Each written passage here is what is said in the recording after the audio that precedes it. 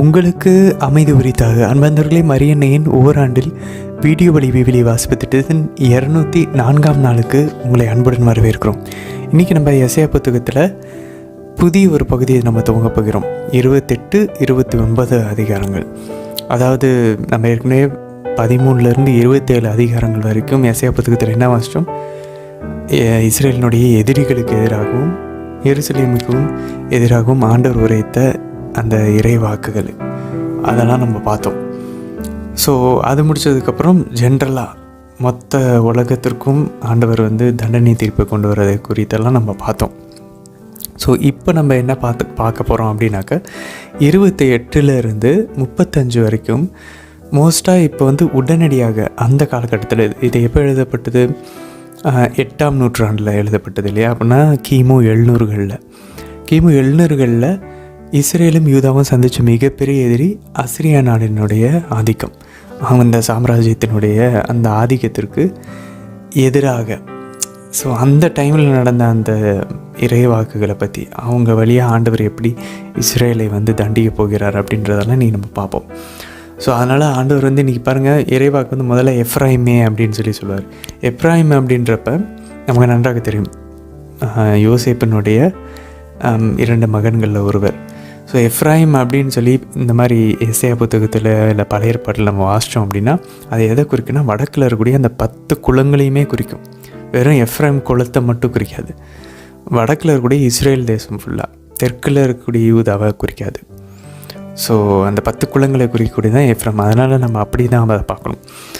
அது மட்டும் இல்லை பாருங்கள், இன்றைக்கி ரொம்ப முக்கியமான விஷயம், ஒரு இன்ப வாழ்க்கையில் நல்ல சொகுசாக வாழ்ந்துக்கிட்டு இருக்கக்கூடிய குருக்களுக்கும் இறைவாக்கினர்களுக்கும், எருசலேம்லையும் யூதாவிலையும் இருக்கக்கூடியவர்களுக்கு எதிராக, இஸ்ரேலில் இருக்கக்கூடியவர்களுக்கு எதிராக ஆண்டவர் இன்றைக்கி எசேயா இறைவாக்கினர் வழியாக ரொம்ப ரொம்ப ஒரு கடுமையான இறை வாக்குகளை உரைப்பார். நம்மளுடைய காலகட்டமும் ஒன்றும் டிஃப்ரென்ஸ் இல்லை அன்பர்களே. இந்த ஒரு 100 வருஷங்களாக இந்த புனித லியோ the 13th அவர் திருத்தந்தையாக இருந்தபோது அவர் கண்ட அந்த காட்சியில் சாத்தா ஆண்டவர்கிட்ட இருந்து பர்மிஷன் வாங்குறேன், எனக்கு 100 வருஷத்துக்கு கொடுங்க அப்படின்னு சொல்லிட்டு. ஸோ அந்த ஒரு காலகட்டமாக என்னமோ தெரியல. அதனால தான் புனித மிக்கேல் தூதரினுடைய ஜெபத்தை அவர் அந்த காட்சியில் பார்த்துட்டு அவசரமாக அதை ஒரு பதட்டத்தில் அந்த ஜெபத்தை அவர் எழுதுகிறார். அந்த ஜெபத்தை தான் நம்ம இன்றைக்கி புனித மிக்கேல் தூதரனுடைய ஜெபமாக நம்ம அதை ஜெபிச்சுக்கிட்டு இருக்கோம். காலையிலையும் நைட்டும் ரெட்ரீட் துவங்கும் போது இதெல்லாம் நம்ம ஜெபிக்கிறோம் ஒரு பாதுகாப்புக்காக. ஸோ அது திருத்தந்தை லியோ 13ஆம் லியோ நமக்கு கொடுத்தது தான், சிங்கராயர் நமக்கு கொடுத்த அந்த ஜெபம் தான். ஸோ அந்த ஒரு 100 வருஷத்தில் என்னமோ தெரில, நம்ம நிறைய பார்க்குறோம் அந்த குருக்கள் கன்னியர்களினுடைய அந்த ஒரு நிலையில் இருக்கிறவர்கள் ஒரு மந்தமாக, அதாவது ஒரு சில பேர் பாவம் செய்கிறாங்க, ஒரு சில பேர் சூப்பராக ஆண்டவருடைய ஊழியத்தை செய்கிறாங்க. அது ரெண்டுமே பாருங்கள், ஒரு 10%, 10% மோசமாக இருக்காங்க, 10% சூப்பராக இருக்காங்க. நடுவில் இருக்கக்கூடிய அந்த 80% பாருங்களேன், ஒரு மந்த நிலையில் போயிட்டாங்க. இது சாத்தனுடைய வேலையாக தான் நம்ம பார்க்கணும். பட் அந்த 100 வருஷம் முடிஞ்சிச்சு. சிங்கராயர் 14ஆம் சிங்கராயர் ஆண்டவர் கொடுத்துருக்கார். அடுத்த துளிர் விடுகிறது நம்மளுடைய ஒரு எழுப்புதலின் காலத்துக்குள்ளே நம்ம இருக்கிறோம். நம்ம எல்லாருமே இது நம்ம கேட்டுட்ருக்க நம்ம எல்லாருமே ஆண்டவர் பயன்படுத்த போகிறார். எல்லாம் நம்ம வீட்டில் இருந்து அழகான பயபக்தியான குருக்கள் கன்னியர்கள் உருவாக போகிறார்கள். எல்லாமே அடித்தளம் குடும்ப ஜெப மாலையில் இருக்குது. குடும்ப ஜெப மாலை ஜெபிக்கக்கூடிய குடும்பங்களை ஆண்டவர் எழுப்ப போகிறார். நம்ம ஒரு எழுப்புதலை பார்க்க போகிறோம். அதுக்குள்ளே தான் நம்ம நுழைஞ்சிக்கிட்டு இருக்கோம். நம்ம ஸ்டார்ட் பண்ணுவோம். இந்த விவிலிய திட்டத்தில் இருக்கக்கூடிய நம்ம எல்லாருமே தொடர்ந்து நம்ம வழியாக கடவுள் இன்னும் நிறைய பேரை தொடுவார். சரி அன்பர்கள், இன்றைக்கி நம்ம இந்த டங்ஸ் பேசுகிறவங்க, அந்நிய பாஷை பேசுவோம் இல்லையா, அதெல்லாம் இன்றைக்கி எசேயா இறைவாக்கினர் புத்தகத்திலே முன்குறிக்கப்பட்டிருக்கும். ஸோ அதை இன்றைக்கி நம்ம பார்க்க போகிறோம். நிறைய புதிய ஏற்பாட்டில் இருக்கக்கூடிய புனித பவுல் நிறைய இன்றைக்கி எசேயா புத்தகத்தில் 28, 29 கோட் பண்ணுவார், மேற்கோள் காட்டுவார் அவருடைய கடிதங்களில். அதெல்லாம் நம்ம விளக்க உரையில் கேட்கலாம். ஸோ இன்றைக்கி எருசலேமுக்கு இப்போ எப்படி மேலே இருக்கிற வடக்கு பகுதிக்கு எஃப்ராயிம்னு கூப்பிட்றாங்களோ, அதே மாதிரி தெற்கு பகுதியில் எருசலேம் அரியேல் அப்படின்னு அரியேல் அப்படின்னா, அரின்னா சிங்கம்னு அர்த்தம், ஏல் அப்படின்னா கடவுள் நமக்கு தெரியும், எலோஹிம்னா காட் ஆல்மைட்டி. ஸோ ஏல் கடவுள் அப்படின்னு அர்த்தம், ஏல். ஸோ இஸ்ரேலின் கடவுள் தான் Elohim, God of Israel. So அந்த அரியேல் அப்படின்னாக்க இந்த ஒரு லயன் ஆஃப் காட் அப்படின்னு சொல்லலாம், ஒரு கடவுளினுடைய சிங்கம் அப்படின்னு கூட நம்ம சொல்லலாம். ஆனால் இந்த கடவுளினுடைய சிங்கம் எருசலேம், தாவீதினுடைய நகரம் இப்போ மொத்தமாக சூறையாடப்பட போகிறது. அதுதான் நம்ம இன்றைக்கி எசேக்கியா புத்தகம் 29ஆம் அதிகாரத்தில் வாசிப்போம். ஆனாலும் ஆண்டவர் இதுக்கு மத்தியிலையும் அழகாக எதிர்நோக்கை கொடுக்கிறார். காது கேளாதோர் கேட்க ஆரம்பிப்பர், பார்வையற்றோர் பார்வை பெறுவர், எளியவர் மகிழ்வர். ஸோ ஆண்டவர் இந்த டைம்லேயும் கண்டிப்பாக ஆண்டவர் திரும்பவும் முந்தைய நிலைமைக்கு இஸ்ரேலையும் எருசலேமையும் திருப்பி கூட்டிகிட்டு வருவார். நம்பிக்கையுடையவர் மெசியா வழியாக கத்தோலிக்க திருச்சபையில் திருப்பி கூட்டிகிட்டு வருவார் அப்படின்றத இன்றைக்கி நம்ம அந்த எதிர்நோக்கினுடைய செய்தியும் இன்றைக்கி நம்ம பார்ப்போம் 29ஆம் அதிகாரத்தில். சரி, செப்பனியாவுக்கு நம்ம போவோம். இன்றைக்கி நம்ம புதிய புத்தகத்தை துவங்க போகிறோம். செப்பனியா இன்றைக்கி 1ஆம் அதிகாரமும் 2ஆம் அதிகாரமும் வாசிப்போம். அதே போல் கூடவே நீதிமொழிகளில் 11ஆம் அதிகாரம் 9லிருந்து 12 வசனங்கள் இன்றைக்கி வாசிப்போம். சரி, செப்பனியா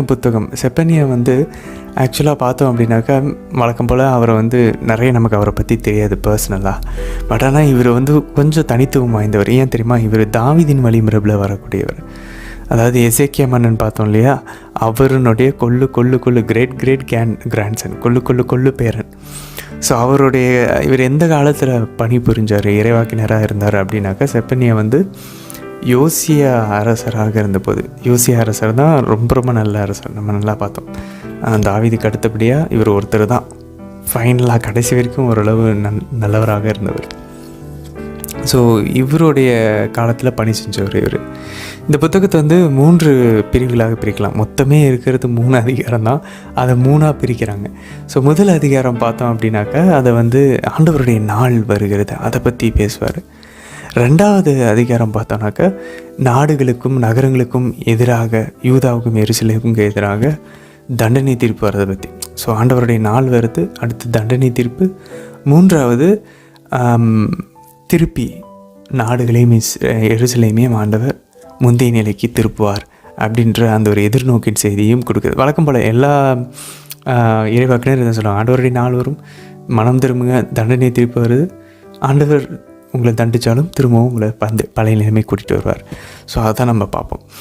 இன்றைக்கி செப்பனியா புத்தகம் எப்படி துவங்கும் முதல் அதிகாரம் அப்படின்னாக்கா ஒரு காஸ்மிக், ஒரு மேலோட்டமாக இந்த மொத்த பிரபஞ்சத்துக்கும் எதிராக ஒரு ஆண்டவருடைய தீர்ப்பு வருவது, மொத்த உலகம் அழிக்கப்படுறது, இந்த கோள்கள் எல்லாம் ஒரு மாதிரி அசைக்கப்பட போகிறத பற்றி அவர் சொல்லுவார். பாவம் செய்வதற்கு ஆண்டவர் கொடுக்கக்கூடிய தண்டனை அப்படின்றத பற்றி. ஸோ அதான் ஆண்டவருடைய நாள் வருகிறது.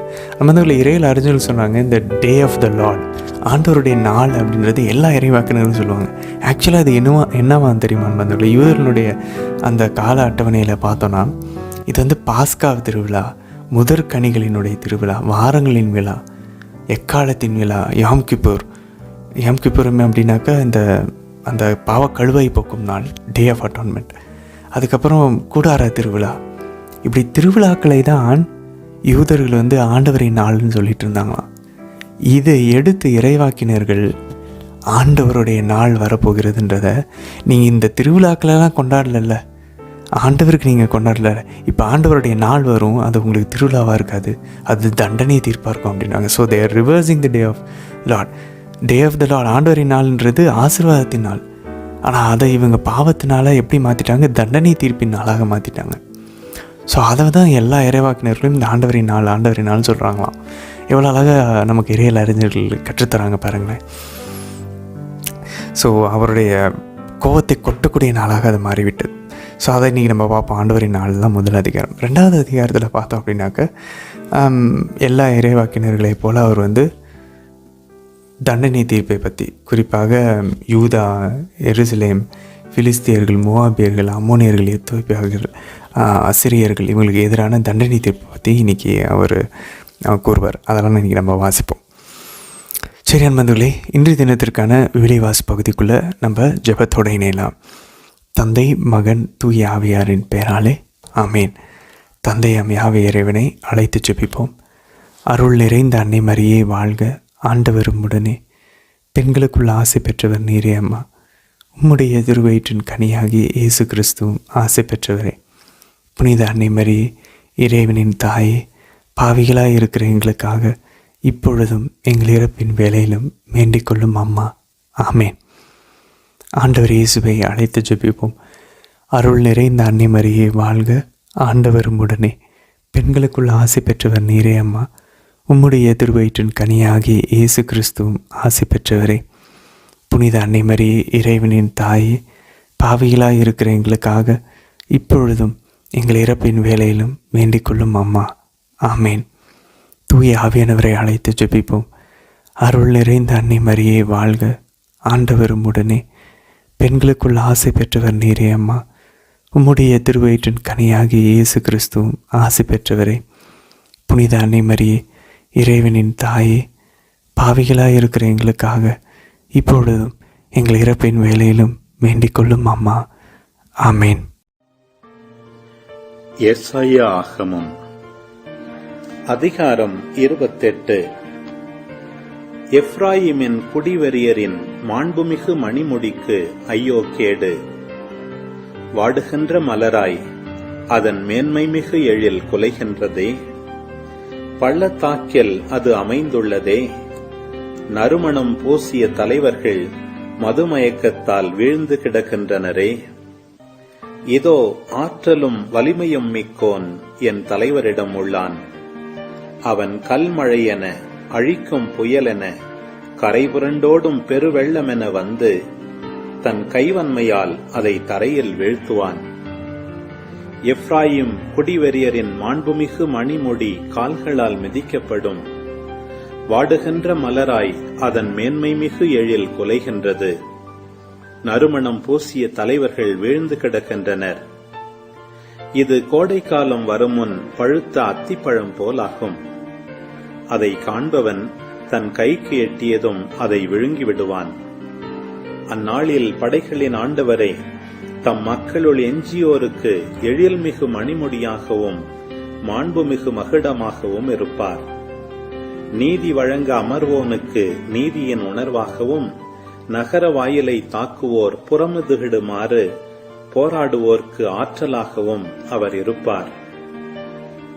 குருக்களும் இறைவாக்கினரும் திராட்சரசத்தால் தடுமாறுகின்றனர், மதுவால் தள்ளாடுகின்றனர். அவர்கள் மதுவால் மதிமயங்குகின்றனர், திராட்சை மதுவுக்கு அடிமையாகின்றனர், மதுவால் மயங்குகின்றனர், காட்சி காணுகையில் மருள்கின்றனர், நீதி வழங்குகையில் தடுமாறுகின்றனர். மேசைகள் எல்லாம் வாந்தியால் நிறைந்துள்ளன, அழுக்குப்படியாத இடமே இல்லை. இவன் யாருக்கு அறிவு புகட்டுவான்? யாருக்கு செய்தியை புரியுமாறு எடுத்துரைப்பான்? பால்குடி மறந்தோர்க்கா? தாய்ப்பாலை விட்டு அகன்றோர்க்கா? ஏனெனில் கட்டளை மேல் கட்டளை, கட்டளை மேல் கட்டளை, அளவு நூலுக்கு மேல் அளவு நூல், அளவு நூலுக்கு மேல் அளவு நூல், இங்கே கொஞ்சம் அங்கே கொஞ்சம் என்கின்றனர். ஆனால் குழறிய பேச்சும் புரியாத மொழியும் கொண்டோர் மூலம் ஆண்டவர் இம்மக்களுக்கு பாடம் கற்பிப்பார். இதோ உள்ளது இளைப்பாற்றி, களைத்தவன் இளைப்பாரட்டும், இதோ உள்ளது இளைப்பாற்றி என்று அவர்களுக்கு சொன்னாலும் செவி கொடுக்க மாட்டார்கள். ஆதலால் ஆண்டவரின் வார்த்தை அவர்களுக்கு கட்டளை மேல் கட்டளையாகவும் அளவு நூல் மேல் அளவு நூலாகவும் இங்கே கொஞ்சம் அங்கே கொஞ்சமாகவும் இருக்கும். அவர்கள் புறப்பட்டுச் செல்கையில் நிலை தடுமாறி வீழ்வர், நொறுக்கப்படுவர், கண்ணியில் சிக்குண்டு பிடிபடுவர். ஆதலால் எருசலேமில் உள்ள இம்மக்களை ஆள்வோரே, இகழ்வோரே, ஆண்டவரின் வார்த்தையை கேளுங்கள். நாங்கள் சாவோடு ஓர் உடன்படிக்கை செய்துள்ளோம், பாதாளத்துடன் ஓர் உடன்பாடு ஏற்படுத்தியுள்ளோம். பகைவன் பெருவெள்ளம் என பாய்ந்து வந்தாலும் அவனால் எங்களை அணுக இயலாது. ஏனெனில் பொய்மையை நாங்கள் எங்கள் புகலிடமாய் கொண்டுள்ளோம், வஞ்சகத்தை எங்களுக்கு மறைவிடமாய் ஆக்கியுள்ளோம் என்று சொன்னீர்கள். ஆதலால் ஆண்டவராகிய என் தலைவர் கூறுவது இதுவே: இதோ சீயோனில் நான் ஓர் அடிக்கல் நாட்டுகின்றேன். அவர் பரிசோதிக்கப்பட்ட கல், விலையுயர்ந்த மூலைக்கல், உறுதியான அடித்தளமாய் அமையும் கல். நம்பிக்கை கொண்டோன் பதற்றமடையான். நீதியை அளவு நூலாகவும் நேர்மையை தூக்கு நூலாகவும் அமைப்பேன். பொய்மை என்னும் புகலிடத்தை கல்மழை அழிக்கும். மறைவிடத்தை பெருவெள்ளம் அடித்துச் செல்லும். சாவுடன் நீங்கள் செய்த உடன்படிக்கை முறிந்து போகும். பாதாளத்துடன் நீங்கள் செய்த உடன்பாடு நிலைத்து நிற்காது. பகைவன் பெருவெள்ளம் என பாய்ந்து வரும்போது நீங்கள் அவனால் நசுக்கப்படுவீர்கள். பகை உங்களை கடக்கும் பொழுதெல்லாம் உங்களை வாரிக்கொண்டு போகும். அது காலை தோறும் பகலும் இரவும் பாய்ந்து வரும். அச்செய்தியை உணர்வதே மிகவும் திகிலூட்டும். கால் நீட்ட படுக்கையின் நீளம் போதாது. போர்த்திக் கொள்ள போர்வையின் அகலம் பற்றாது. ஆண்டவர் பெராசிம் மலை மேல் கிளர்ந்தெழுந்தது போல் எழுவார். கிபையோன் பள்ளத்தாக்கில் செய்தது போல் செயலாற்ற கொதித்தெழுவார். தம் பணியை நிறைவேற்றுவார். விந்தையானது அவர்தம் செயல், புதிரானது அவர்தம் பணி. உங்கள் தலைகள் கடினமாகாதபடி இகழ்வதை விட்டுவிடுங்கள்.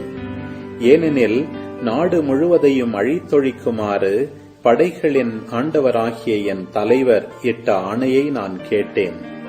செவி கொடுங்கள், நான் கூறுவதை கேளுங்கள். செவிசாய்த்து நான் சொல்வதை கவனியுங்கள்.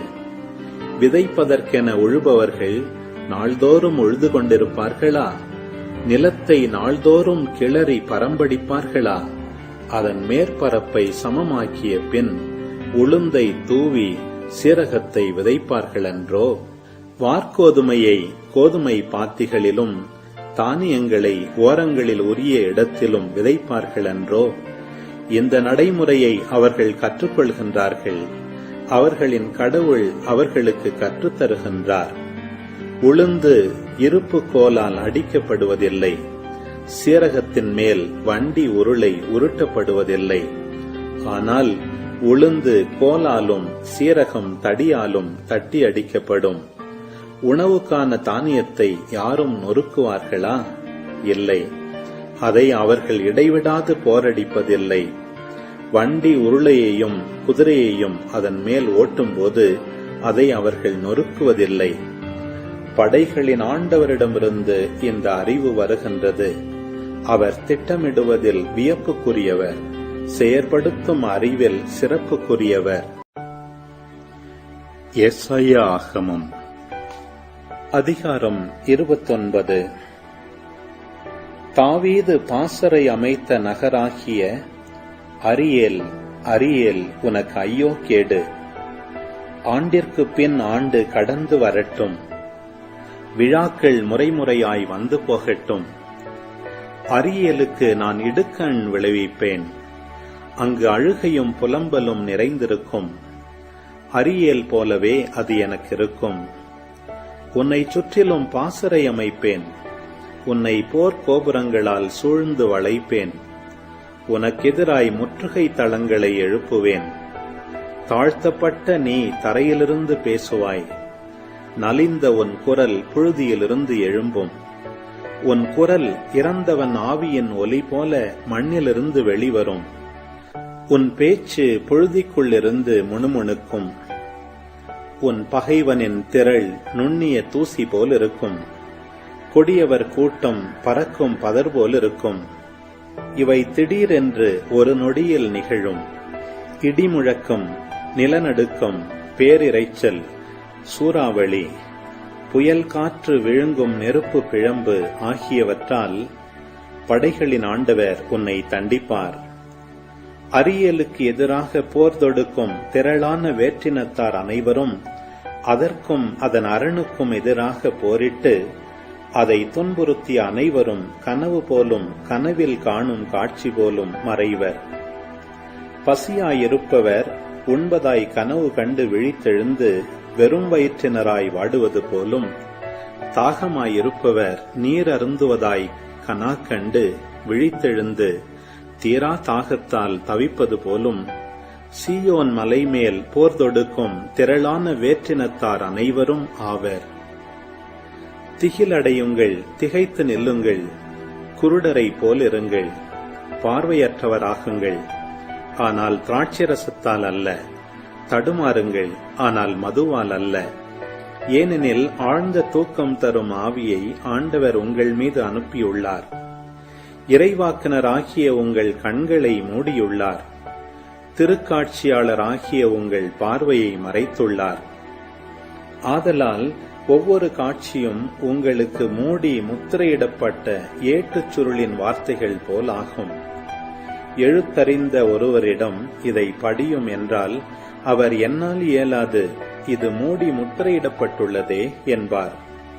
எழுத்தறியா ஒருவரிடம் ஏட்டுச் சுருளை கொடுத்து இதை படியும் என்றால் அவர் எனக்கு படிக்க தெரியாதே என்பார். என் தலைவர் கூறுவது இதுவே: வாய்ச்சொல்லால் இம்மக்கள் என்னை அணுகுகின்றனர், உதட்டினால் என்னை போற்றுகின்றனர். அவர்கள் உள்ளமோ என்னை விட்டு தொலையில் இருக்கிறது. அவர்களது இறை அச்சம் மனனம் செய்த வெறும் மனித கட்டளையை சார்ந்ததே. ஆதலால் இதோ நான் இந்த மக்களுக்காக மீண்டும் வியத்தகு செயல் புரிவேன். அது விந்தைக்கு மேல் விந்தையாக இருக்கும். அவர்களுடைய ஞானிகளின் ஞானம் அழிந்து போம், அவர்களுடைய அறிஞர்களின் அறிவு மறைந்து போம். ஆண்டவரிடமிருந்து தங்கள் திட்டங்களை மனத்தின் ஆழங்களில் மறைத்துக் கொண்டு தங்கள் செயல்களை இருளில் செய்து நம்மை எவர் காணப்போகின்றார், நம்மை எவர் அறியப் போகின்றார் எனச் சொல்வோருக்கு ஐயோ கேடு. நீங்கள் செய்யும் முறைகேடுதான் என்ன? குயவனுக்கு களிமண் ஈடாகுமோ? கைவேலை தன் கைவினைஞனை நோக்கி நீர் என்னை உருவாக்கவில்லை என்று கூறலாமோ? வனையப்பட்டது தன்னை வனைந்தவனை நோக்கி உமக்கு அறிவில்லை என்று சொல்லலாமோ? இன்னும் சிறிது காலத்தில் லெபனோன் வளம்மிகு தோட்டமாக மாறுமன்றோ? வளம்மிகு நிலம் காடாக ஆகிவிடுமன்றோ? அந்நாளில் காது கேளாதோர் ஏட்டுச் சுருளின் வார்த்தைகளை கேட்பர். பார்வையற்றோரின் கண்கள் காரிருளிலிருந்தும் மையிருளிலிருந்தும் விடுதலையாகி பார்வை பெறும். ஒடுக்கப்பட்டோர் மீண்டும் ஆண்டவரில் மகிழ்ச்சி பெறுவர். மானிடரில் வறியவர் இஸ்ராயேலின் தூயவரில் அகமகிழ்வர். கொடியோர் இல்லாதொழிவர், இகழ்வோர் இல்லாமற் போவர். தீமையில் நாட்டம் கொள்வோர் அழிந்து போவர். அவர்கள் ஒருவர் மேல் பொய்க்குற்றம் சாட்டி நீதிமன்றத்தில் தீர்ப்பு வழங்குவோரை இடரச் செய்கின்றனர். பொய் புனைந்து நேர்மையாளரின் வழக்கை புரட்டுகின்றனர். ஆதலால் ஆபிரகாமை மீட்ட ஆண்டவர் யாக்கோபு வீட்டாரை பற்றி கூறுவது: இனி யாக்கோபு மானக்கேடு அடைவதில்லை, அவன் முகம் இனி வெளிறிப் போவதும் இல்லை. அவன் பிள்ளைகள் என் பெயரை தூயதென போற்றுவர். நான் செய்யவிருக்கும் என் கைவேலை பாடுகளை காணும்போது யாக்கோபின் தூயவரை தூயவராக போற்றுவர். இஸ்ராயேலின் கடவுள் முன் அஞ்சி நிற்பர். தவறிழைக்கும் சிந்தை கொண்டோர் உணர்வடைவர். முறுமுறுப்போர் அறிவுரையை ஏற்றுக்கொள்வர். செப்பனியா ஆகமம் அதிகாரம் 1. ஆமோனின் மகன் யோசியா யூதாவின் அரசனாய் இருந்த பொழுது செப்பனியாவுக்கு ஆண்டவரின் வாக்கு அருளப்பட்டது. இவர் எசேக்கியாவின் கொள்ளு பேரனும் அமரியாவின் பேரனும் கெதலியாவின் மகனுமான கூசியின் மைந்தர் ஆவார். மண்ணுலகில் எதுவும் இராதவாறு அனைத்தையும் அழித்து விடுவேன் என்கிறார் ஆண்டவர். மனிதரையும் விலங்குகளையும் அழிப்பேன். வானத்து பறவைகளையும் கடல் மீன்களையும் ஒழிப்பேன். கொடியவர்களை இடறி விழச் செய்வேன். மனித இனம் மண்ணுலகில் இல்லாதவாறு அற்றுப்போகச் செய்வேன் என்கிறார் ஆண்டவர். யூதாவுக்கும் எருசலேமில் வாழும் அனைவருக்கும் எதிராக நான் கையை ஓங்குவேன். பாகால் வழிபாட்டில் எஞ்சியிருப்பதையும் அந்த சிலை வழிபாட்டு அர்ச்சகர்களின் பெயரையும் அழித்து விடுவேன். வீட்டின் மேல் தளத்திலிருந்து வான்படைகளை வணங்குவோரையும் ஆண்டவரை வணங்கி அவர் பெயராலும் மில்கோம் தெய்வத்தின் பெயராலும் ஆணையிடுவோரையும் ஒழித்து விடுவேன். ஆண்டவரை விட்டு விலகிச் செல்வோரையும் ஆண்டவரை தேடாது அவரை அறிய முயலாது இருப்போரையும் அழித்து விடுவேன். தலைவராகிய ஆண்டவர் திருமுன் மௌனமாயிருங்கள், ஏனெனில் ஆண்டவரின் நாள் அண்மையில் உள்ளது. பலி ஒன்றை ஆண்டவர் ஏற்பாடு செய்துள்ளார். தாம் அழைத்தவர்களை அவர் புனிதப்படுத்தியுள்ளார். ஆண்டவரது பலியின் நாளில் தலைவர்களையும் அரசனுடைய புதல்வர்களையும் வெளிநாட்டு ஆடை அணிந்துள்ள அனைவரையும் தண்டிப்பேன். வாயிற்படியை மிதிக்காமல் தாண்டி வந்து தங்கள் தலைவனின் வீட்டை வன்செயலாலும் வஞ்சனையாலும் நிரப்புகிறவர்களை அந்நாளில் தண்டிப்பேன். ஆண்டவர் கூறுகின்றார், அந்நாளில் எருசலேமின் மீன் வாயிலிலிருந்து கூக்குரலும், புதிய நகர் பகுதியிலிருந்து புலம்பலும், குன்றுகளிலிருந்து இடிந்து விழும் பேரொலியும் கேட்கும். நகரின் கீழ்ப்பகுதியில் குடியிருப்போரே, கதறி அழுங்கள், ஏனெனில் வணிகர் அனைவருக்கும் அழிவு வருகின்றது. பணம் படைத்தவர் அனைவரும் வெட்டி வீழ்த்தப்படுகின்றனர். அக்காலத்தில் நான் கையில் விளக்கேந்தி கொண்டு எருசலேமை சோதித்து பார்ப்பேன். ஆண்டவர் நன்மையும் செய்யார் தீமையும் செய்யார் என்று தங்கள் உள்ளங்களில் சொல்லிக்கொண்டு பஞ்சணையில் சாய்ந்து கொழுத்திருப்போரை தண்டிப்பேன். அவர்களுடைய உடைமைகள் கொள்ளையடிக்கப்படும், வீடுகள் பாழாக்கப்படும். அவர்கள் வீடுகள் கட்டிக்கொள்வார்கள், ஆனால் அவற்றில் குடியிருக்கப் போவதில்லை. திராட்சை தோட்டங்களை பயிர் செய்தாலும் அவற்றின் ரசத்தை குடிக்கப் போவதில்லை. ஆண்டவரின் மாபெரும் நாள் அண்மையில் உள்ளது, அது விரைந்து நெருங்கிக் கொண்டிருக்கிறது. ஆண்டவரது நாளின் பேரொலி கசப்பை உண்டாக்கும், மாவீரனையும் கலங்கி அலறும்படி செய்யும். அந்த நாள் கடும் சினத்தின் நாள், துன்பமும் துயரமும் நிறைந்த நாள், பேரழிவும் பேரிழப்பும் கொண்டு வரும் நாள், இருட்டும் காரிருளும் கவிந்த நாள். அரண்சூழ் நகர்களுக்கும் உயரமான கொத்தளங்களுக்கும் எதிராக எக்காலமும் போர் முழக்கமும் கேட்கும் நாள். மானிடர் மேல் துன்பம் வரச் செய்வேன். பார்வையற்றோர் போல் அவர்கள் தடுமாறுவர், ஏனெனில் ஆண்டவருக்கு எதிராக பாவம் செய்தனர். அவர்களது இரத்தம் புழுதி போல் கொட்டப்படும், சதை பிண்டம் சாணம் போல் எரியப்படும். ஆண்டவரது சினத்தின் நாளில் அவர்களது வெள்ளியும் பொன்னும் அவர்களை காப்பாற்றா. உலகம் முழுவதும் அவரது வெஞ்சின தீக்கு இரையாகும். உலகில் வாழும் அனைவரையும் அவர் நொடிப்பொழுதில் முற்றிலும் அழித்து விடுவார். செப்பனியா ஆகமம் அதிகாரம் 2. பண்பு கெட்ட இனமே, பகுத்தறிவோடு நடந்து கொள். பதரை போல் நீங்கள் தூற்றப்படும் முன்னே, ஆண்டவரது கடும் சினம் உங்கள் மேல் விழும் முன்னே, ஆண்டவரது சினத்தின் நாள் உங்கள் மேல் விழும் முன்னே, நாட்டிலிருக்கும் எளியோரே, ஆண்டவரின் கட்டளையை கடைபிடிப்போரே, அனைவரும் ஆண்டவரை தேடுங்கள். நேர்மையை நாடுங்கள், மனத்தாழ்மையை தேடுங்கள். ஆண்டவரது சினத்தின் நாளில் ஒருவேளை உங்களுக்கு புகலிடம் கிடைக்கும். காசா குடியற்று போகும், அஸ்கலோன் பாழடைந்து போகும். அஸ்தோது நண்பகலில் விரட்டியடிக்கப்படும், எக்ரோன் வேரோடு பிடுங்கி எறியப்படும். கடற்கரையில் வாழும் இனத்தாராகிய கெரேத்தியரே, உங்களுக்கு ஐயோ கேடு! ஆண்டவரின் வாக்கு உங்களுக்கு எதிராயுள்ளது.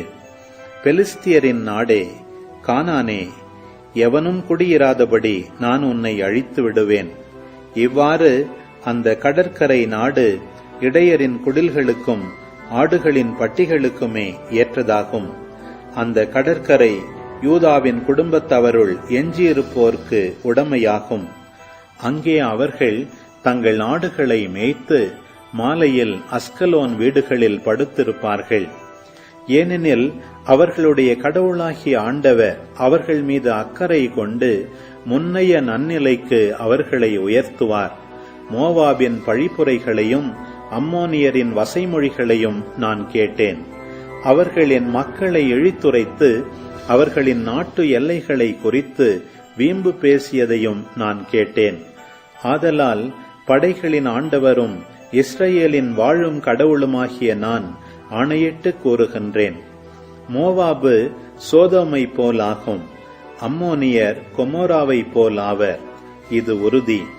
இந்நாடுகள் காஞ்சொரி படரும் காடாகவும் உப்பு பள்ளம் நிறைந்த பாழ்நிலமாகவும் என்றும் இருக்கும். என் மக்களில் எஞ்சியோர் அவர்களை கொள்ளையடிப்பர். என் மக்களுள் தப்பியோர் அவர்களை அடிமைகளாக்கிக் கொள்வர்.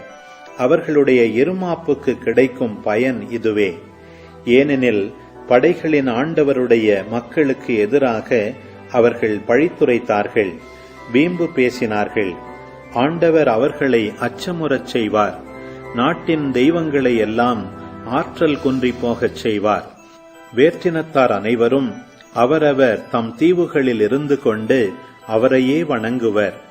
எத்தியோப்பியரே, நீங்களும் எனது வாளால் வெட்டி வீழ்த்தப்படுவீர்கள். வடதிசைக்கு எதிராக தம் கையை ஓங்கி ஆண்டவர் அசீரியாவை அழித்திடுவார். நினிவே நகரை பாழடையச் செய்து வறண்ட பாலை நிலமாக்குவார். அங்கே மந்தைகளும் எல்லா வகை விலங்குகளும் படுத்து கிடக்கும். தூண்களின் உச்சியில் கூகையும் சாக்குருவியும் தங்கியிருக்கும். பலகணியில் அமர்ந்தவாறு ஆந்தை அலரும். நிலைக்கதவின் மேல் இருந்தவாறு காகம் கரையும். கேதுரு மர வேலைப்பாடுகள் அழிக்கப்படும். நான் ஒப்புயர்வு அற்றவன் என்று கவலையின்றி களிப்புற்றிருந்த நகர் இதுதானோ? இப்பொழுது அது காட்டு விலங்குகளின் குகையாகி எவ்வளவு பாழாய் போயிற்று. அதை கடந்து போகும் ஒவ்வொருவனும் சீழ்க்கை அடித்து கையசைக்கிறான். இறைப்பற்று இல்லாதோர் தம் பேச்சினால் தமக்கு அடுத்திருப்பாரை கெடுப்பர். நேர்மையாளர் தம் அறிவாற்றலால் விடுவிக்கப் பெறுவர். நல்லாரின் வாழ்க்கை வளமடைந்தால் ஊரார் மகிழ்ந்து கொண்டாடுவர். பொல்லார் அழிந்தால் அவர்களிடையே ஆர்ப்பரிப்பு உண்டாகும்.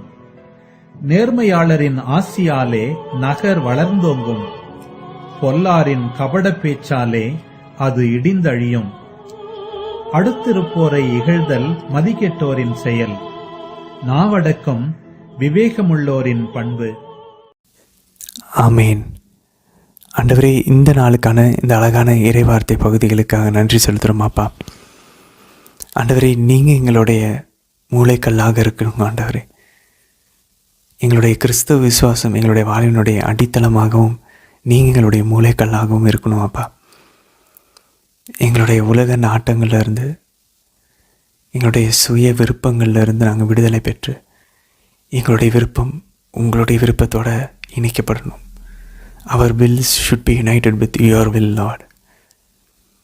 அம்மா, நீங்கள் எப்படி முழுமையாக உங்களை ஆண்டவருக்கு கொடுத்தீங்களோ அதே போல் எங்களை கொடுக்க அருள் புரியும் அம்மா.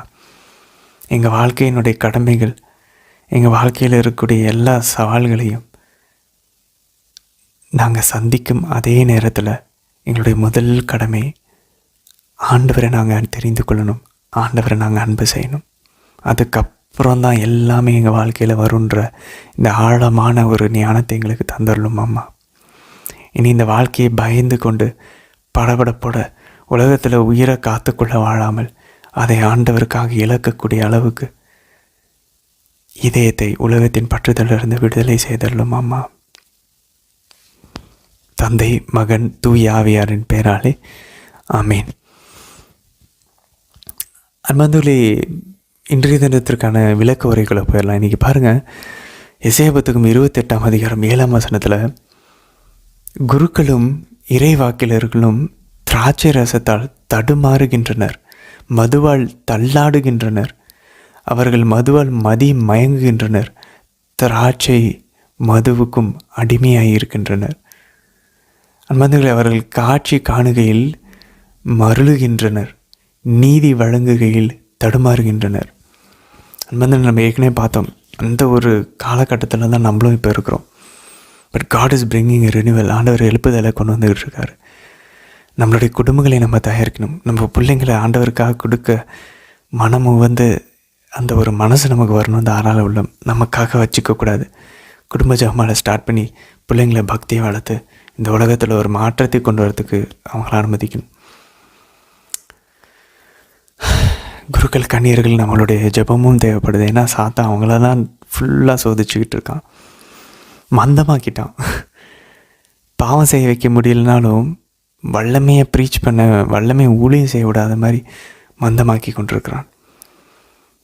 ஒரு புதிய தலைமுறை ஆண்டவர் எழுப்பிட்டுருக்கார். புதிய தலைமுறையான குருக்கள் வந்துட்டு தான் இருக்காங்க. ஒரு மிகப்பெரிய எழுப்புதல் வரப்போகுது. அதுக்கு ஆண்டவருக்கு நன்றி செலுத்துவோம். தேவமாதாவுக்கு நன்றி செலுத்துவோம். மாதாவுடைய மாசற்ற இருதயம் வெற்றி பெறதான் போகிறது.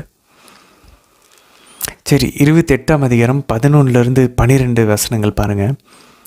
ஆனால் குளறிய பேச்சும் புரியாத மொழியும் கொண்டோர் மூலம் ஆண்டவர் இம்மக்களுக்கு பாடம் கற்பிப்பார்.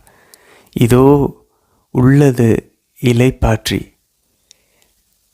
களைத்தவன் இலைப்பாரட்டும், இதோ உள்ளது இலைப்பாற்றி என்று அவர்களுக்கு சொன்னாலும் செவி கொடுக்க மாட்டார்கள். நம்ம வந்து நேரடியாக புனித பவுல் இதை 1 கொரிந்தியர் 14ஆம் அதிகாரம் 21ஆம் வசனத்தில், 14ஆம் அதிகாரம் நமக்கு தெரியும், அந்நிய பாஷையை பற்றி தான் புனித பவுல் வந்து அதில் நமக்கு சொல்லுவார். 1 கொரிந்தியர் 14 13 அன்பை பற்றி பேசுவார். அதுக்கு முன்னாடி 12 தூயவனருடைய கொடைகளை பற்றி ஆண்டவர் இங்கே வந்து பவுல் அடிகளார் பேசுவார், புனித பவுல். ஸோ இங்கே அவர் என்ன சொல்கிறாரு, இந்த குளராத பேச்சும் புரியாத மொழியின் வழியாக ஆண்டவர் வந்து இம்மக்களுக்கு பாடம் கற்பிப்பார்ன்றதை டைரெக்டாக புனித பவுல் சொல்கிறாரு. எசேக்கியேல் சொன்னது இங்கே நம்ம காலத்தில் நிறைவேறுது. ஆண்டவர் தம் ஆவியை ஊற்றுகிறார், அந்நிய பாஷைகள் பேசுகிறார்கள் அப்படின்னு சொல்லி. ஸோ 14ஆம் அதிகாரம் வாசித்து நமக்கு தெரியும், அந்நிய பாஷையை பற்றி நமக்கு தெளிவாக அதில் கூறப்படும். சரி, 16ஆம் வசனம் பாருங்கள். ஆதலால் ஆண்டவராகிய என் தலைவர் கூறுவது இதுவே, இதோ சியோனில் நான் ஒரு அடிக்கல் நாட்டுகிறேன், அது பரிசோதிக்கப்பட்ட கல், விலை உயர்ந்த மூளைக்கல், உறுதியான அடித்தளமாய் அமையும் கல், நம்பிக்கை கொண்டோன் பதற்றமடையான். அன்பு, இதை வந்து எக்ஸாக்டாக ரோமியர் 9ஆம் அதிகாரம் 33ஆம் வசனத்தில் இந்த அடிக்கலை பற்றி பேசுகிறார். இந்த அடிக்கல் தான் ஆண்டவர் இயேசு அப்படின்றார். அது மட்டும் இல்லை, ரோமியர் 10ஆம் அதிகாரம் 11ஆம் வசனத்தில் இந்த அடிக்கலை பாருங்கள், நம்பிக்கை கொண்டோன் பதற்றம் அடைய மாட்டான். ஸோ இதை தான் ரோமியரில் 10ஆம் அதிகாரம் 11 நம்ம யாரெல்லாம் அந்த அடிக்கல் ஆண்டவர் இயேசுவை நம்புகிறோமோ நம்ம வெட்கம் விட மாட்டோம், நம்ம அசிங்கப்பட மாட்டோம் அப்படின்றாங்க. இதையே திரும்ப 1 பேதுரு 2ஆம் அதிகாரம் 6ஆம் வசனத்தில் புனித பேதுருவும் இதை கோட் பண்ணுறாரு. யார் இந்த சியோனில் ஒரு அடித்தளமாக நிலைநாடப்பட்டவர்கள்? இந்த சியோன் இது தெய்வமாதா. அப்போ புனித பவுல், புனித பேதுரு எல்லாருமே இந்த சியோனில் நான் ஒரு அடிக்கல் நாட்டுகிறேன் அப்படின்ற அந்த அடிக்கலை ஆண்டவர் இயேசுன்னு சொல்கிறாங்க. எவ்வளோ அழகாக இருக்குது பாருங்களேன். எப்படி அப்போஸ்தலர்கள் பழைய ஏற்பாட்டுக்கு வந்து திரும்பவும் எடுத்து அதில் இருக்க வசனங்களை எடுத்து எல்லாத்தையுமே ஆண்டவருக்கு அப்ளை பண்ணுறாங்க. ஏன்னா அவங்களால கண்ணில் பார்த்துட்டாங்க ஆண்டவர் இயேசு உயிரோடு இருக்கிறத. இனி அவங்களுக்கு எந்த டவுட்டுமே இல்லை. பழைய ஏற்பாட்டில் இருக்க ஒவ்வொரு புள்ளியும் ஒவ்வொரு சிற்றெழுத்தும் ஆண்டவர் தான், எல்லாமே ஜீசஸ் தான். அது அவர் ஃபுல்லாக நிறைவு செஞ்சுட்டார் அவர் வாழ்க்கையில். அப்படி பார்க்குறாங்க அப்போஸ்தலர்கள். ஸோ உலகம் படைக்கப்பட்டதும் அவர் வழியாக தான் புனித யோவான் சொல்கிறார் பாருங்கள். ஸோ படைப்பினுடைய அடித்தளமும் ஆண்டவர் இயேசு தான், மீட்பின் அடித்தளமும் ஆண்டவர் இயேசு தான். தந்தை, மகன், தூய ஆவியினர் ஒன்றாக சேர்ந்து செயல்படுகிறார்கள். ஆனால் சாத்தான் பாருங்கள், ஸ்டார்டிங்லேருந்தே அவரை நம்பாத அந்த ஆதாமை வாழ்க்கிட்ட இருந்தே, உன் அப்பா உனக்கு நல்லது கொடுக்கல பாரு, நல்லதை உங்ககிட்ட இருந்து விலக்கி வச்சுருக்கார் பாரு, பொய் சொன்னான். இப்போவும் நம்மக்கிட்ட அதான் சொல்லிட்டு இருக்காங்க நண்பர்களே, நம்மளால் முடியாது, நம்ம ஒன்றும் நல்லவங்க இல்லை, நம்மளால் ஜெபிக்க முடியாது, நம்மளால் இது முடியாதுன்னு சொல்லி சாத்தான் பாருங்கள் நம்பிக்கை இல்லாமல் நம்மளை பதற்றம் அடைய வச்சுக்கிட்டே இருக்கான். முதல்ல நீ போய் வேலையை பாரு, அதுக்கே எங்கள் டைமில் எங்கே நீ ஜெபிக்கிறதுக்கு இவ்வளோ நேரம் டைம் இருக்குது. இதெல்லாமே நம்மளை முட்டாளாக்கி வச்சுக்கிட்டு இருக்கான் அன்பார்ந்தவர்களே.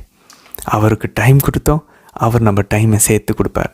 இந்த ஃபார்முலா மிஸ்ஸே ஆகாத அன்பார்ந்தவர்களே, எழுதி வைத்துக் கொள்ளுங்கள்.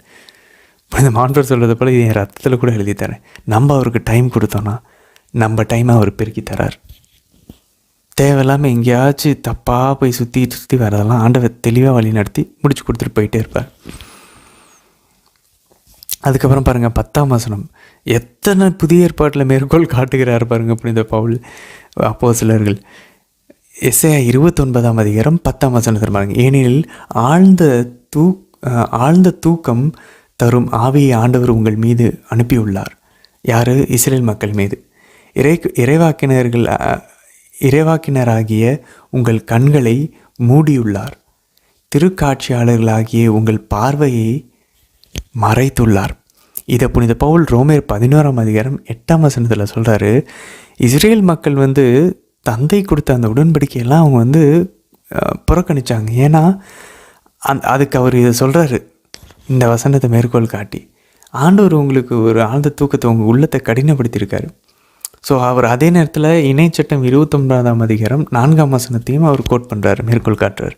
புனித பவுல் என்ன சொல்கிறாரு, உங்கள் கண்கள் பார்க்குது ஆனால் உங்களுக்கு தெரியல, கண்ணு தெரியல. நீங்கள் கேட்குறீங்க ஆனால் உங்களால் புரிஞ்சிக்க முடியல. Your eyes see but you are not able to see. Your ears here but you are not able to understand அப்படின்றார்.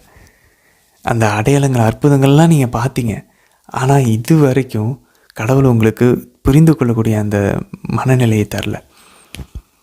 அவர் தான் உங்கள் உள்ளத்தை கடினப்படுத்தினார். எப்படி பார்வோன் உள்ளத்தை கடினப்படுத்தினாரோ அதே போல்.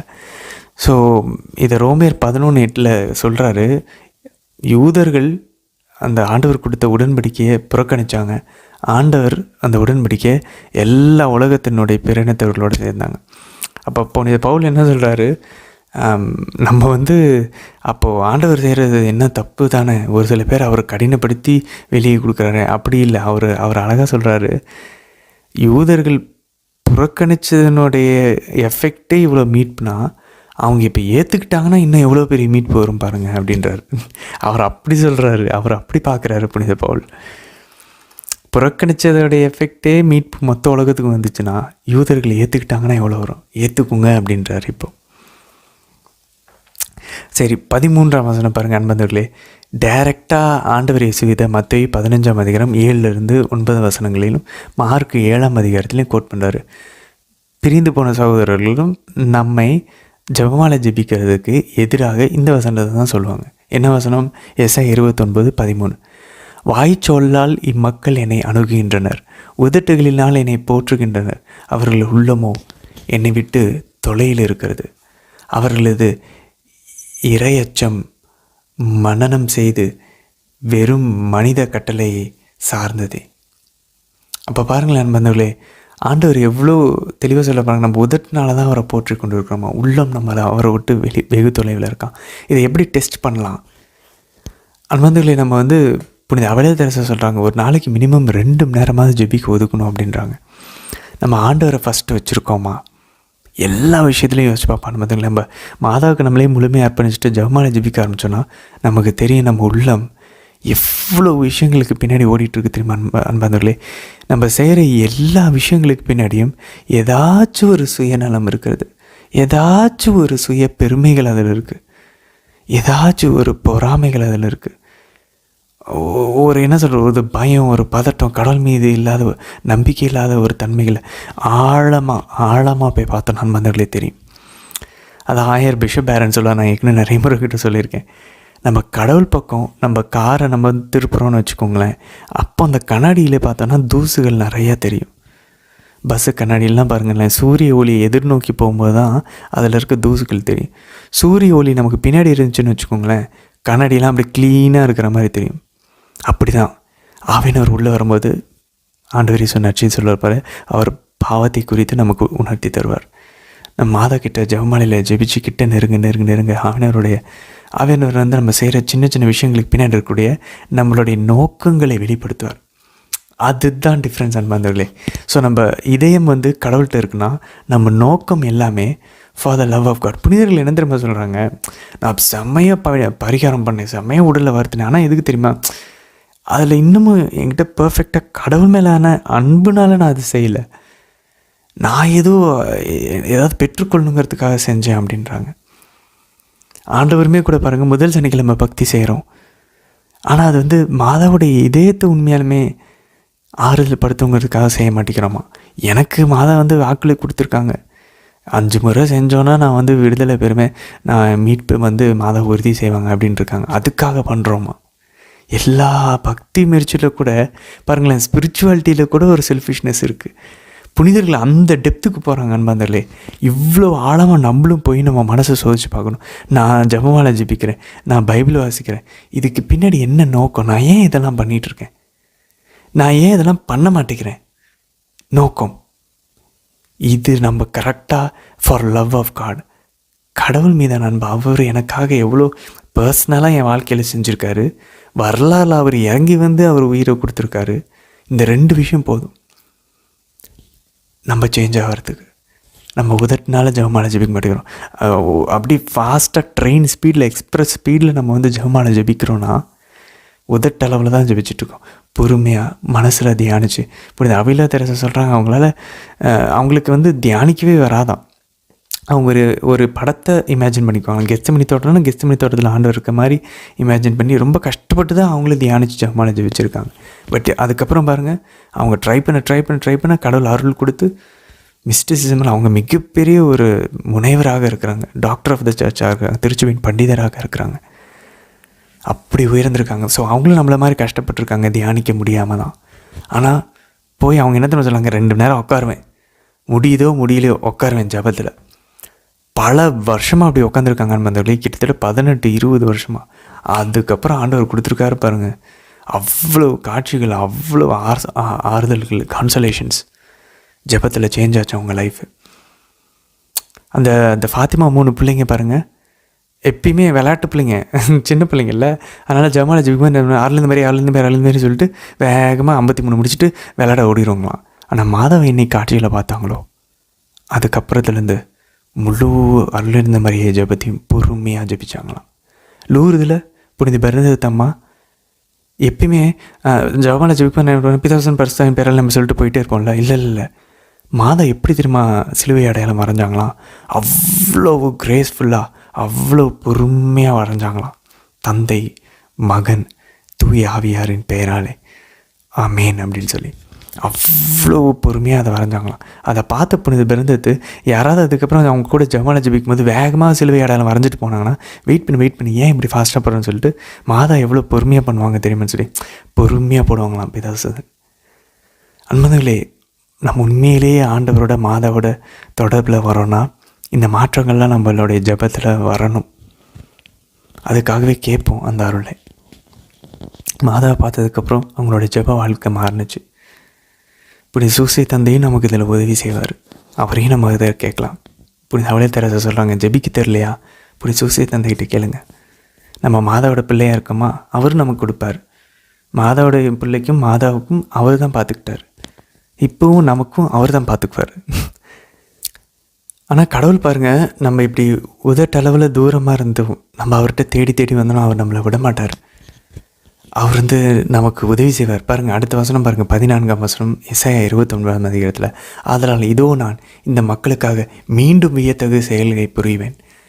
அது விந்தைக்கு மேல் விந்தையாக இருக்கும். அவருடைய ஞானிகளின் ஞானம் அழிந்து போகும், அவர்களுடைய அறிஞர்களின் அறிவும் மறைந்து போகும். அதனால அப்போது நம்மளை திரும்ப கடவுள் ஈர்ப்பதற்கு அவர்கிட்ட ஜப வாழ்க்கையில் உண்மையுமே ஆக்சுவலாக நம்ம ஒத்துக்கணும், ஜபிக்க தோணாதான், கஷ்டமாக தான் இருக்கும். அந்த ஜப ஆவி இல்லைன்னா நம்மளால் ஜபிக்க முடியாதான். But let's persevere. நம்ம சைட்லேருந்து நம்ம முயற்சி பண்ணுவோம், மூவ் பண்ணுவோம், உட்காருவோம் 4 ஜபமாலைக்கு. ஆண்டவர் அவர் சைட்லேருந்து நமக்கு தேவையான அருளை கொடுப்பார். எத்தனை வருஷம் வேணால் ஆகலாம், எத்தனை மாதம் வேணால் ஆகலாம். சில பேருக்கு சீக்கிரம் கிடைக்கும், சில பேருக்கு ரொம்ப வருஷம் கழிச்சு கிடைக்கும். பட் வெயிட் பண்ணணும். புனிதர்களைப் போல் அந்த ஜெபம் நமக்கு உயிரோட்டமாக மாறும். அவர் நம்ம கூட பேச ஆரம்பிப்பார். பட் அது வரைக்கும் நம்ம பர்சிவியர் பண்ணணும். விடாமல் எரிச்சியில் ஜெபத்தில் இருக்கணும், இறைவார்த்தையை படிக்கணும், புனிதலை பற்றி வாசித்து நம்ம தைரியப்படுத்தணும், உற்சாகப்படுத்தணும். இந்த தொடர்ந்து ஓடுவதற்கு அவங்களாம் நமக்கு உதவி செய்வாங்க. அவர் சொல்கிறார் பாருங்கள், விந்தைகள் மேல் விந்தைகளே அவர் செய்வார். இன்னும் அற்புதங்களை செஞ்சு நம்ம விசுவாசத்தை அதிகரித்து ஆர்வத்தோடு ஜெபிக்க வைப்பார். அவர் செய்வார் அதை.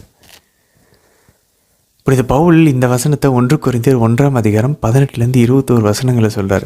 அவர் என்ன சொல்கிறாரு, சிலுவைன்றது மற்றவங்களுக்கு மடமையாக இருக்கலாம், முட்டாள்தனமாக இருக்கலாம், ஆனால் எங்களுக்கு அது மீட்பின் கடவுளுடைய வல்லமை. It is the power of God. அதை மீட்படைகிறவர்களுக்கு அது கடவுளின் வல்லமை அப்படின்றார். மற்றவங்களுக்கு அது முட்டாள்தனம், போட்டு கைதிகளை பாவிகளை அறையக்கூடிய ஒரு கருவி. ஆனால் நமக்கு அது மீட்பின் வல்லமையின் கருவி, கடவுளின் ஞானம் அது. அதனால தான் ஆண்டவர் அவர்களுடைய ஞானங்களை அழித்து, அவங்களுடைய அறிவு ஆற்றல்களை அழித்து, ஆண்டவர் இந்த சிலுவையின் வழியாக இந்த உலகம் எதை மடமைன்னு கருதுதோ அதை வழியாக ஆண்டவர் தன்னுடைய ஞானத்தை வெளிப்படுத்தினாராம். ஆண்டவருடைய ஞானத்தை உலகத்தின் ஞானத்தை வச்சு கற்றுக்க முடியாதான். எதெல்லாம் அது உலகம் மடமைன்னு நினச்சதோ, ஃபூலிஷ்னஸ் நினச்சதோ, அதை யாரெல்லாம் நம்புகிறாங்களோ, அந்த சிலுவை யாரெல்லாம் நம்புகிறாரோ அவர்கள் மீட்கப்படுவார்கள் அப்படின்னு சொல்லி அதுக்கு இந்த எசேயா வசனத்தை அவர் மேற்கோள் காட்டுறார். ஆதலால் இதோ நான் இந்த மக்களுக்கு மீண்டும் வியத்தகு செயல் புரிவேன், அது விந்தை மேல் விந்தையாக இருக்கும், அவர்களுடைய ஞானிகளின் ஞானம் அழிந்து போகும். பாருங்கள், உலகம் எதெல்லாம் ஞானம் பார்த்துருக்கோ அதை அழிக்கிறாரு. அவர்களுடைய அறிஞர்களின் அறிவு மறைந்து போகும். நீங்கள் எதெல்லாம் மடமைன்னு நினச்சிங்க, சிலுவை தானே, அது வழியாக தான் உங்களுக்கு மீட்பு உண்டு, அதை நீ நம்பு அப்படின்றார் ஆண்டவர். 16ஆம் வசனம் பாருங்கள். நீங்கள் செய்யும் முறைகேடு தான் என்ன? குயவனுக்கு களிமண் ஈடாகுமா? கைவேலை தன் கைவேலைஞனை நோக்கி நீரெனி உருவாக்கவில்லை என்று கூறலாமா? வணையப்பட்டது தன்னை வணைந்தவனை நோக்கி உமக்கு அறிவில்லை என்று சொல்லலாமா? புனித பவுல் இதை டைரக்டாக ரோமையர் 9ஆம் அதிகாரம் 20-21 வசனங்களை இதை அவர் மேற்கோள் காட்டி ஆண்டவர் யாரை வேணால் சூஸ் பண்ணுவார் அப்படின்றாரு. அதை நம்ம ஏற்கனவே பார்த்தோம். அதுக்காக ஆண்டவர் இதில் என்ன நியாயம் இருக்குன்னு நம்ம கேட்க முடியாது. நீ எப்படி கேட்கலாம் அப்படின்றாரு புனித பவுல். நம்ம ஒரு கை வேலைப்பாடு, ஆண்டவரோட ஞானத்தில் ஒரு சில பேரை மிக உயரிய வேலைக்கும் ஒரு சில பேரை சிறிய வேலைகளுக்கும் அவர் பயன்படுத்துகிறார். நம்ம எந்த ஒரு நிலையிலிருந்து நம்ம ஊழியம் செய்யலாம். சில பேர் வாழ்நாள் ஃபுல்லாகவே கேட்டிஸ்டாக இருப்பாங்க, சில பேர் குருக்களாக இருப்பாங்க, சில பேர் ஆயர்களாக இருப்பாங்க, சில பேர் பொதுநிலையர்களாக இருப்பாங்க, சில பேர் வீட்டு வேலை செஞ்சே இறந்து போவாங்க, சில பேர் கலெக்டராக இருப்பாங்க. எந்த வேலையில் எந்த அழைப்பில் வேணாலும் இருக்கிறான் அந்த வேலையில் அந்த அழைப்பில் நம்ம புனிதர்களாக இருக்கிறோமா? அந்த அழைப்பில் அந்த வேலையில் அந்த கடமையில் ஆண்டவர் கொடுத்துருக்கிற இடத்துல நான் இன்னொரு கிறிஸ்துவாக இன்னொரு தெய்வ மாதவாக நாங்கள் இருக்கிறேன்னா? அவ்வளவுதான். அதுதான் கேள்வி. நான் ஆண்டவர் அங்கே அன்பு செய்கிறேன்னா, ஆண்டவர் அன்புக்காக எல்லாத்தையும் செய்கிறேன்னா, என்னுடைய எல்லா அன்றாட வேலைகளை, என்னுடைய வாழ்க்கையில் ஆவினவருடைய கனிகளை நான் தென்பட வைக்கிறேன்னா, அவ்வளவுதான் அன்பார்ந்தவர்களே. அதுதான் அழைப்பு. அதுக்கப்புறம் பாருங்கள், 29ஆம் அதிகாரம் 18-19 வசனங்கள். அந்நாளில் காது கேளாதோருக்கு ஏட்டு சுருள்களின் வார்த்தைகளை கேட்பர்.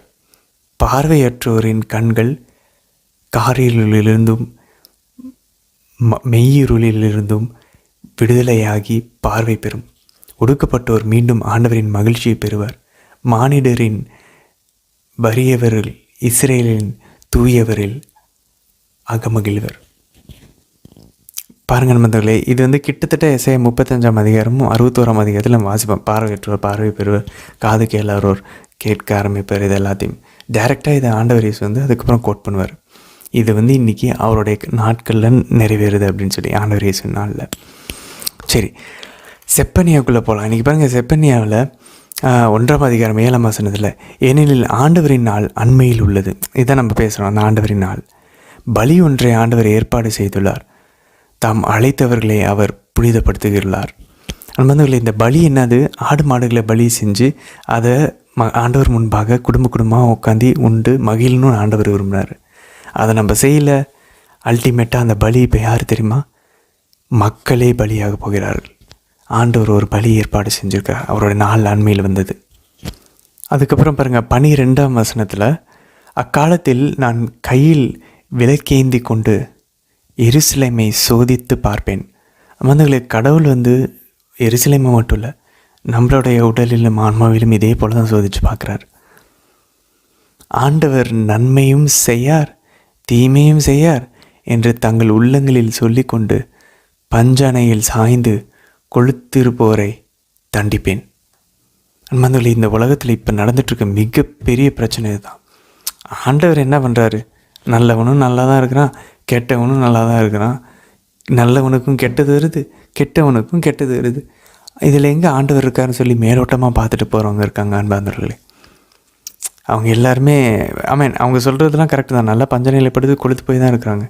ஆண்டவர்னு தண்டிக்காத மாதிரி தான் இருக்குது. ஏன்னா ஆல்ரெடி தண்டனைக்கு உள்ளாக்கப்பட்டிருக்கிறாங்க. டைரக்டாக நரகத்துக்கு தான் போகிறார்கள். ஆனால் ஆண்டவர் பாருங்கள், நம்ம நிறைய வசனங்கள் பார்த்தோம். அவர் அன்பு செய்கிறவர்களே அவர் தண்டித்து திருத்துகிறார். ஸோ நம்ம அதனால தான் நம்ம வந்து சின்னதாக எதாவது பண்ணால் கூட ஆண்டவர் வந்து, நம்ம மனசில் பண்ணால் கூட ஆண்டவர் வந்து அவ்வளோ கிட்ட வந்து விளக்கு பிடிச்சிக்கிட்டு பார்க்குறீங்களே ஆண்டவரே. ஏன்னா அவர் நம்மளை அவ்வளோ அன்பு செய்கிறார்.